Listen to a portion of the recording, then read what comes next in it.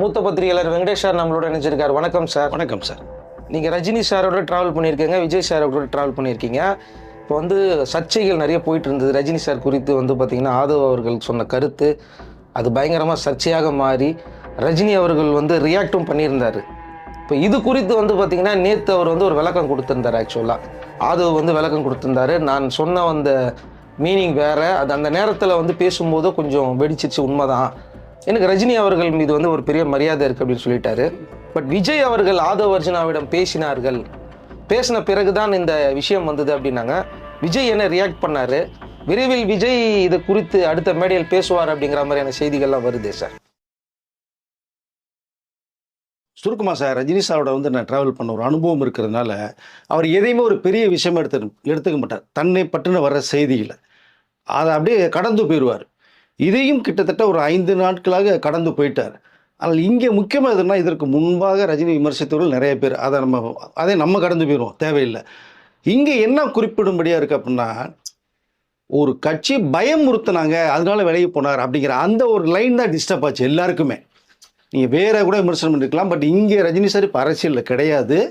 இருந்திருந்தால் கூட நீங்கள் விமர்சனம் பண்ணலாம், எல்லாத்தையும் பண்ணுறது மாதிரி பண்ணலாம். நீங்கள் அவர் அதை கடந்து போயிட்டு நம்ம ஹீரோவை மட்டும் பண்ணிட்டு போகணுங்கிற சூழ்நிலை இன்றைக்கி இருக்கும்போது, நீங்கள் அவருடைய பழைய வரலாற்றை கொஞ்சம் திரும்பி பார்த்துட்டு பேசியிருந்தால் சிறப்பாக இருக்கும் அப்படின்னு தான் எல்லாருடைய பார்வையும், என்னுடைய பார்வையும் அதுதான். இப்போ கூட ரஜினி சார் வரைக்கும் விட்டுருக்க மாட்டார். ஆனால் இந்த பயம்ங்கிற ஒரு வார்த்தை இருக்குது பார்த்தீங்களா, அதற்காக விளக்கம் கொடுக்கறதுக்காக தான் ஒரே வார்த்தை அந்த லெட்டர் பேடில் கூட ஆதவ் அர்ஜுனா மேலே ஒரு மரியாதையை வைத்து தாவகவுடைய முக்கிய நிர்வாகியான திரு ஆதவ் அர்ஜுனா அவர்கள் மென்ஷன் பண்ணியிருக்காரு. இப்போ ரஜினி சாரோட மனசை நீங்கள் பார்த்துங்க. அவர் யாரையுமே புண்படுத்த மாட்டார். தன்னோட வயசில் 10 வயசு குழந்தைனா கூட தூக்கி வச்சு வாங்க போகணும்னு பேசுவார். அப்படிப்பட்ட ஒரு நபர். இங்கே அதுதான் முக்கியமாக பார்க்கப்படுது. நேற்று அவர் விட்ட அறிக்கை வந்து தீயா பற்றிக்கிட்டு எரிஞ்சது. உடனடியாக விஜய் கவனத்துக்கு கொண்டு போய் ஆதவ் அர்ஜுனாவை கூப்பிட்டு நிறைய விஷயங்கள் பேசி தேவையில்லாமல் பேசிகிட்டு இருக்கேன், நான் இதை பேசலான்னு பார்த்தேன், சார் அறிக்கை ஒன்று விட்டார். இது வந்து சாதாரண விஷயம் எடுத்துக்க முடியாது. விஜய் சொல்லப்பட்ட ஒரு தகவல், அதனுடைய அடிப்படையில் இதுக்கு விளக்கம் நீ கண்டிப்பாக கொடுத்துரு, நீ பேசிட்ட, நீயே விளக்கம் கொடுக்கணும். அது ஏதோ டக்குன்னு இன்னைக்குள்ளே டிக்ளேர் பண்ணின்னு விஜய் தரப்பில் கடுமையாக ஆதவ் அர்ஜுனாவை கேட்டுக்கொண்டதாக ஒரு தகவல் ஒன்று வந்தது. அதன் விளைவாக தான் நேற்று மதியானமே ரஜினி சாருடைய லெட்டர் பேரில் அறிக்கை வந்த உடனே ஆதவ் அர்ஜுனா உடனடியாக ஒரு ப்ரெஸ் மீட்டை ஏற்பாடு பண்ணார். எல்லா மீடியாவும் சோஷியல் மீடியாவும் இன்வைட் பண்ணார். திடீர்னு அங்கே என்ன தோணுச்சு அப்படின்னா, அவருக்கு ப்ரெஸ் மீட் பண்ணும்போது அங்கே சில நிறைய கேள்விகள் வேறு மாதிரி வர ஆரம்பிச்சிடும். அப்போ நம்ம பதில் சொல்லும் போது இதிலிருந்து எதையாவது ஒன்று நம்ம ஏதோ ஒன்று லூஸ் ஸ்டாக் பண்ணிட்டா சிக்கலாய் பெருமேன்னு சொல்லி விஜய் அவர்கள்ட்ட திரும்பவும் அந்த ஆதவ் அர்ஜுனா சார் நான் ப்ரெஸ் மீட்டை நான் மீட் பண்ணல, வேணாங்கும் போது நீ எந்த மேடையில் தானே பேசின அதே மாதிரி ஒரு மேடையில் நீ உடனடியாக ஒரு பதிலை சொல்லு, அவ்வளோதான், இது வந்து முற்றுப்புள்ளி நீ வச்சிரு அப்படிங்கிற மாதிரி விஜய் தரப்புலேருந்து ஒரு தகவல் சொல்லப்பட்டதும் வந்தது.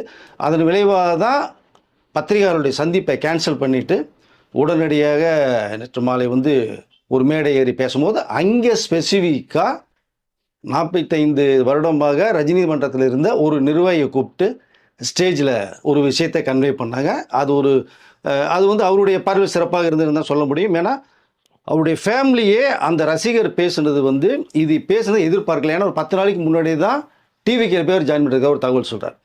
நான் இப்போ 45 இயர்ஸ் ரஜினி சாரோட இருந்தேன், எனக்கு தலைவர் அவர் மட்டும்தான், இங்கே விஜய் அவர்கள் வந்து தலைவர்னு சொல்ல மாட்டேன், தலைவர்னா ரஜினி சார் ஒருத்தர் தான், இங்கே லீடர் நான் சொல்கிறேன் ஒரு விஷயத்த அவர் சொன்னார். ஃபேமிலியே நாங்கள் ரஜினி ஃபேன்ஸு, ஸோ தலைவர் ஃபேன்ஸுன்னு ஒரு விஷயத்த சொல்லி இது எதற்காக பேசுனது ஆதவ் அர்ஜுனா பேர் நோக்கம் ஏதோ இல்லை மாதிரி எனக்கு தெரிந்து கொடுத்ததுனால, ஆனால் எனக்கு விளக்கம் தேவை அப்படிங்கிற விஷயத்தை அவர் நேற்று கன்வே பண்ணார். பட் ஒட்டுமொத்த உலக ரஜினி ரசிகருடைய சார்பாக நான் விளக்கம் கேட்குறேன், நீங்கள் விளக்கத்தை கொடுத்தே வேணும், என்றைக்குமே எனக்கு தலைவர் ரஜினி சார் மட்டும்தான் ஒரு டீட்டெயில் எக்ஸ்போஸ் ஒன்று பண்ணார்.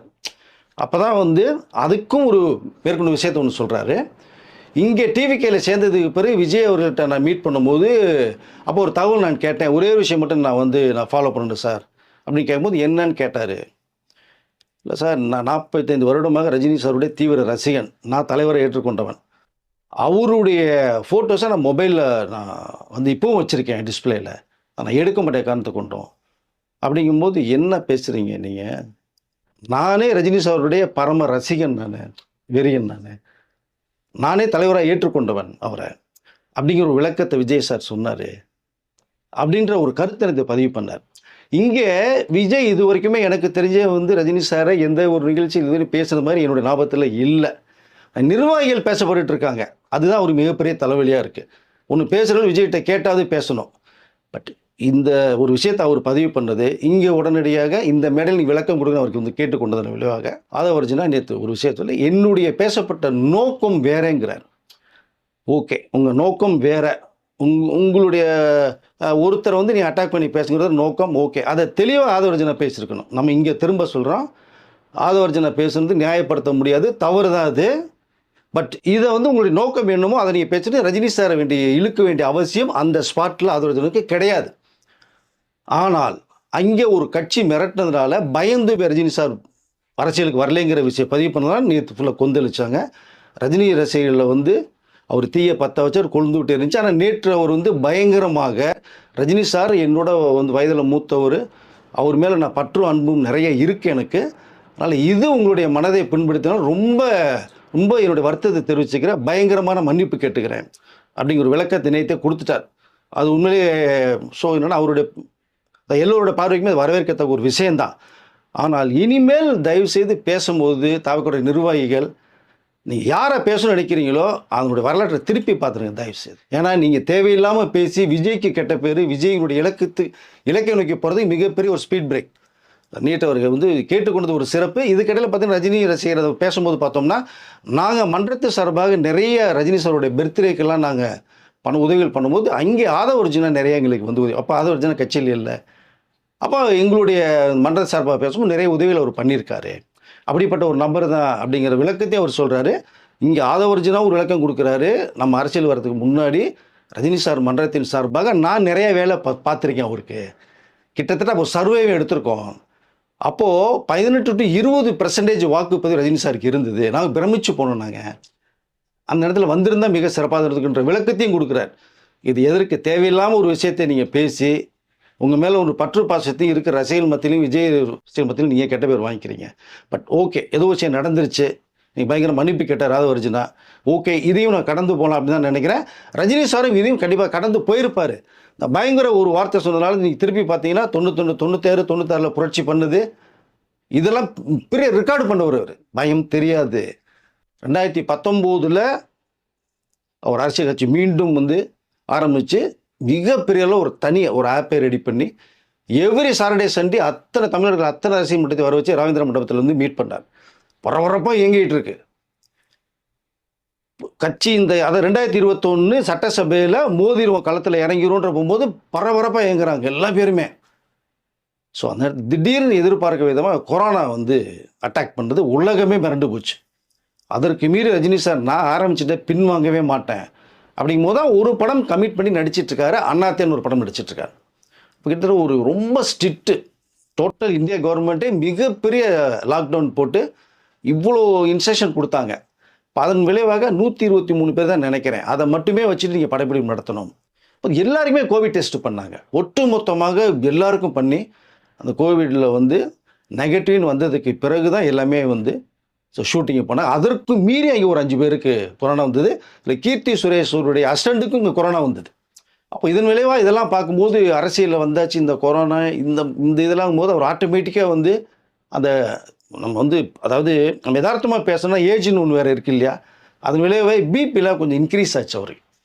அப்போ தான் உடனடியாக வந்து கொஞ்சம் இதை அசால்ட்டாக எடுத்துக்க வேண்டாம், நீங்கள் அரசியலுடைய அந்த ஸ்ட்ரெஸ் உங்களுக்கு இருக்குது, ஷூட்டிங் ஒரு போது இந்த கொரோனா பீரியட் வந்து இவ்வளோடைய ரசிகர்கள் இது, நீ அடுத்த இடத்துக்கு போகணும், நீ ஊராக போகணும், மக்கள் பிரச்சனை போது சிரமமாக இருக்கும் போது இந்த டென்ஷன்லாம் ஒரு உடல்நிலை சரியில்லாமல் போய் ஹாஸ்பிட்டல் அட்மிஷன் போட்டாங்க. ஐஸ்வர்யா ரஜினி வந்து போய் கூடவே இருந்து பார்த்தாங்க. அப்போ தான் ட்ரீட்மெண்ட் கொடுத்து ஒரு பிபி எகுறது, அந்த இம்யூனிட்டி பவர் வேணுங்கிறதுக்கு நிறையா மெடிசன் கொடுத்துட்ருக்காங்க.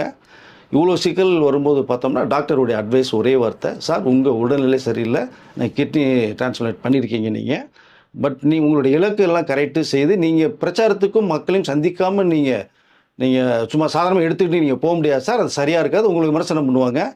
பட் இந்த நேரத்தில் என்னோடய அட்வைஸ் தயவுசெய்து நீங்கள் ரெஸ்ட்டு எடுக்கணும், வேணும்னா உங்கள் ரசிகர்கள் உங்கள் உடல்நிலை தான் முக்கியம்னு பார்ப்பாங்களே தவிர நீங்கள் அரசியலுக்கு வந்து நீங்கள் விரும்ப மாட்டாங்க, நீங்கள் ஒரு ஸ்டேட்மெண்ட் கொடுத்தா போதும்.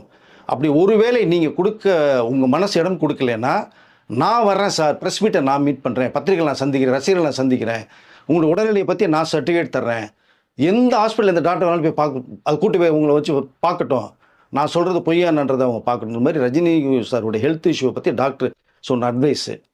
ரஜினி சார் இல்லை நான் வந்துட்டேன், நான் பின்வாங்க முடியாது என்னால், அப்படிங்கிற மாதிரி ஒரு விஷயத்தை ஒன்று பேசுகிறாரு. இந்த நேரத்தில் இன்னொன்று சொல்லிக்கல விரும்புகிறேன். ரஜினி சார் அரசியல் கட்சி ஆரம்பித்து பவர்ஃபுல்லாக போய்கிட்டு இருக்காருங்கும் போது பார்த்தோம்னா இவங்க சொல்கிறாங்க இல்லையா, இந்த கட்சி ஆரம்பித்து பயந்தாங்கன்னு சொல்லி, இதை விட பெரிய ஒரு கட்சியே ரஜினி சாரை வச்சு கொடுக்கும்போது விரல விட்டு ஆட்டினார். இந்த கதையே வேண்டாம், தமிழ்நாட்டினுடைய இலக்கு வேற, என்னுடைய இலக்கு வேற, உங்களுக்கு நான் சப்போர்ட் பண்ண முடியாது, உங்களை ப்ரொமோட் பண்ண முடியாது அப்படிங்கிற விஷயத்தை தெளிவாக சொன்னாங்க. மிகப்பெரிய கட்சிங்க, பட் இன்னமும் நண்பர்களாக இருக்காங்க அந்த கட்சியில், அது வேற விஷயம். எல்லாருக்குமே நண்பர்களாக இருக்கார். ஸோ பயப்படாத ஒரு மனிதரை போய் நீங்கள் பயந்துட்டான்னு சொல்லும் போது தான் எமோஷனல் ஆனது ரஜினி சார் இந்த அறிக்கை விட்டது காரணமே தவிர, இல்லைன்னா அவர் வந்து இதற்கு முன்னாடி சொன்னேன், நிறைய பேர் விமர்சனங்கள் மற்ற கட்சியில் சேர்ந்தவர்கள் பண்ணாங்க. அதை வந்து அவர் காதலே வந்து கேட்டுக்கல, இதையும் கேட்காம போயிருந்திருப்பார். பட் ஓகே, ஏதோ நடந்துருச்சு, பேசிட்டாங்க, வந்தாச்சு. பட் அந்த நேரத்தில் அனாத்தை ஷூட்டிங்கில் நடக்கும்போது ஹாஸ்பிட்டலில் இருக்கும்போது ஐஸ்வர்யா ரஜினிகாந்த் டாக்டர்னு சொல்லி அப்பா கேட்க மாட்டேங்கிறாரு, உடல்நிலை சரியில்லை, போனோன்னா ஸ்ப்ரெட் ஆகிடும், ரொம்ப சிக்கல் வரும், இவரை பார்க்கும்போது லட்சக்கணக்கான பேர் வருவாங்க, மக்கள் ரசிகர்கள் வருவாங்க, அவர்களுக்கு ஸ்ப்ரெட் ஆகிடுச்சு பண்ணோம்னா பின்னாடி இவர் தான் ஐயோ நம்மளால் ஆயிடுச்சுன்னு சொல்லி கஷ்டப்படுவார். தயவுசெய்து வேணா போக வேணாம், நான் வந்து பேசிக்கிறேன், நீங்கள் முடிவு பண்ணீங்கன்னு ஐஸ்வர்யா சொல்லும் போது தான் ஹாஸ்பிட்டல் டிஸ்சார்ஜ் பண்ணி வீட்டுக்கு வரும்போது கூட BMW கருப்பு கலர் காரில் வந்து வீட்டில் இறங்குறாரு. இறங்கி கூட நடக்க முடியாமல் இறங்கி போனார். எல்லா மீடியாவும் கேமரா வச்சு ஷூட் பண்ணாங்க அவரை. அப்போவும் பார்த்து கை காமிச்சிட்டு போனார். பட் அப்புறம் தான் ஐஸ்வர்யா ரஜினிகாந்த் சொல்லும் போது வேணாப்பா, நீங்கள் சொல்லுங்கள், ரசிகர்கள் கண்டிப்பாக ஏற்றுக்கொள்ளுங்க, நானும் பேசுகிறேன், உங்கள் ரசிகர்கள் உங்கள் மேலே தான் உயிரை வச்சுருக்காங்க அப்படிங்கிற விளக்கம்லாம் கொடுக்கும்போது ரொம்ப யோசித்து ஒரு முடிவு பண்ணார். ரொம்ப யோசித்தார். கிட்டத்தட்ட 7-8 மாதம் மேலே யோசித்தார். வரலாம், இன்னும் இல்லை வேண்டாம் போது அப்புறம் பார்த்தார். தன்னுடைய ரசிகர்களை இழக்க விரும்பவில்லை, முடிவெடுத்து தான் அந்த விஷயத்தை டிக்ளேர் பண்ணார். ஸோ அப்படிப்பட்ட ஒரு ரஜினிகாந்த் அவர்கள் எடுத்த முடிவு வந்து நீங்கள் பயமுறுத்திட்டாங்க. அவரெல்லாம் பிஸ்கோத்துங்க, அவர் எல்லாருக்குமே சொல்ல போனோம், யாருக்கு வேண்டிய அவசியம் இல்லை. அவருடைய பழைய ரஜினிகாந்த்லாம் நீங்கள் பார்த்ததில்ல, நான் கூட இருந்து பார்த்தவன். அதனால் அவர் வந்து அவருடைய பாதை அவர் இன்னும் ஒன்று போய்கிட்டு இருக்கார்.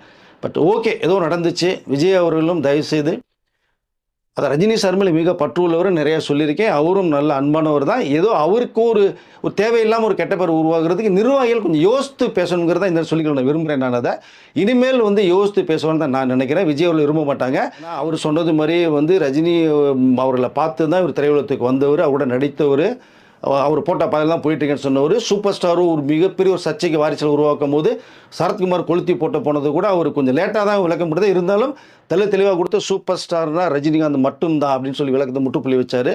காக்கா கழு கதை ஓடிச்சு, அது அப்படியே கொஞ்சம் ஆஃப் ஆகிட்டு இருக்கும்போது தேவையில்லாம மாதவர்ஜன் நம்ம போட்டு திரும்பி அந்த காக்கா கழு உருவாக்கிட்டார். பட் பரவாயில்ல, இந்த மன்னிப்பு கேட்டார், கொஞ்சம் ஆஃப் ஆகிருக்குன்னு நினைக்கிறேன்.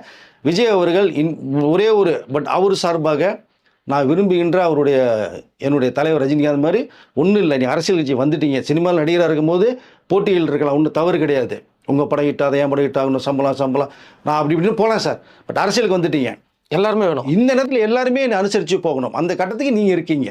அது முக்கியமான ஒரு தலைவனுக்குள்ள மிகப்பெரிய ஒரு அம்சமே எல்லாத்தையும் அரவணைச்சு கொண்டு போகணும் அப்படிங்கிறத இந்த சொல்லிக்கலாம் நான் விரும்புகிறேன்.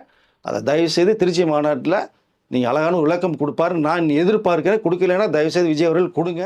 நீங்கள் நேசிக்கிற மனிதர் தான் ரஜினிகாந்த் அவர்கள், அவர் அன்புக்கு கட்டுப்பட்டவர். ஒரு வார்த்தை சொன்னீங்கன்னா அவருடைய இந்த ஒரே ஒரு லெட்டர் பேரில் ஒரே ஒரு லைன் தான் கொடுத்தார், அதுவே நேற்றுலேருந்து பத்திக்கிட்டு எரியுது. அவருடைய ஒரு வாய்ஸ் ஓவர் உங்களுக்கும் தெரியும், அந்த ஒரு வாய்ஸ் ஓவர் யாருக்காவது ஒருத்தருக்கு போய் சேரும். பட் அது நீங்கள் எப்படின்றது நீங்கள் புரிஞ்சுக்கிறீங்கன்னு சொல்ல விரும்பலை. பட் விளக்கத்தை விஜய் அவர்கள் கொடுப்பான்னு தான் நினைக்கிறேன் சார் நான்.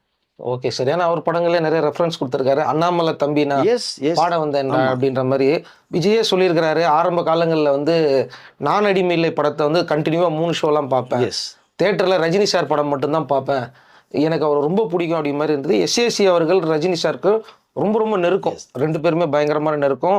அந்த காலகட்டத்தில் வந்து ரஜினி சாரோட படப்பிடிப்பில் இருக்கும்போதெல்லாம் விஜய் அவர்கள்லாம் போய் பார்த்துருக்கிறாரு.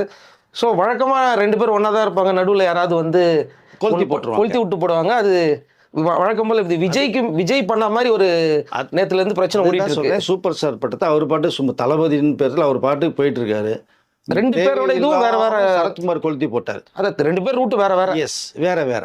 அதனால வந்து நீங்க சொன்னது மாதிரி அண்ணாமலை தம்பியிடம் பாடம் வந்து அந்த ஒரு சாங் பாடியிருப்பார். 2வது போக்கிரி படம் பாருங்க, திரும்ப சொல்லி விரும்புகிறேன்.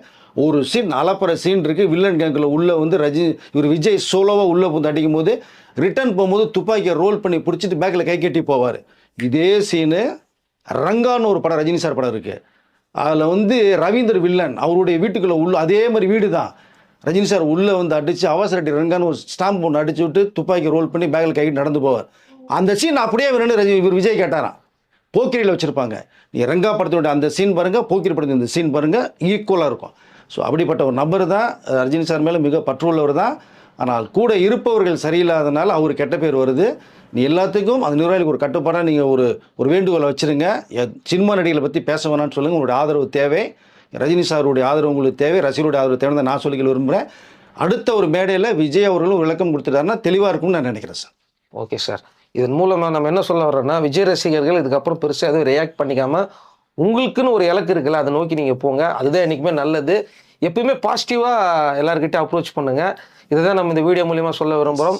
அடுத்த வீடியோவில் கண்டிப்பாக வந்து விஜய் இதை பற்றி பேச போகிறாரு அப்படிங்கிறத வந்து நம்ம முதல்ல ஓப்பன் பண்ணியிருக்கிறோம். அடுத்த வீடியோ வந்து இன்னொரு புது அப்டேட் இருக்குது. எல்லாரும் என்ன அப்டேட்டுங்கிறது, ஒரு படத்தை பற்றி முக்கியமான ஒரு அப்டேட் ஒன்று அடுத்த வீடியோவில் பார்க்கலாம். எல்லாரும் எதிர்பார்த்துட்டு இருக்கீங்க அந்த படம் எப்போ ரிலீஸ் ஆக போகுதுன்னு. அது குறித்து ஒரு முக்கியமான தகவல் நம்மளுக்கு கிடைச்சிருக்கு. அது அடுத்த வீடியோவில் பார்க்கலாம். நன்றி சார். நன்றி சார்.